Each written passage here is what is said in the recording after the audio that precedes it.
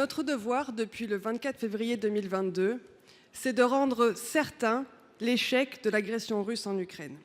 Et depuis que les Américains ont élu un impérialiste autoritaire totalement erratique, aux mains d'un autocrate impérialiste froidement calculateur, notre devoir, c'est d'être en capacité, comme Européens, d'assurer notre sécurité et de défendre nos valeurs de manière autonome aujourd'hui et demain.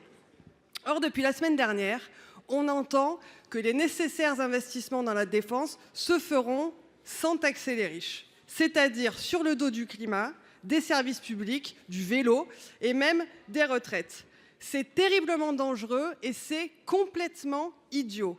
En 2024, nous avons donné 19 milliards d'euros à l'Ukraine au niveau européen, mais nous en avons donné 22 à la Russie en échange de ses fossiles. La France est le premier importateur de GNL russe. Notre inaction climatique finance directement l'agression poutinienne contre nous. Et donc la réalité, c'est que la transition énergétique aujourd'hui, elle n'est pas en concurrence avec la défense. Elle fait partie intégrante de notre arsenal pour battre Poutine.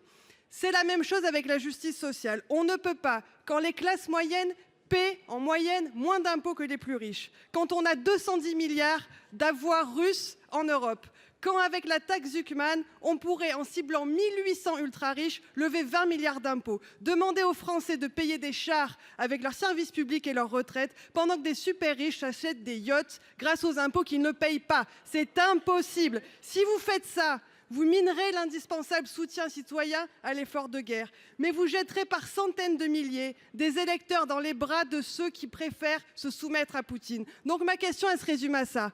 Est-ce que vous avez vraiment plus peur de taxer les riches que de laisser Poutine gagner ?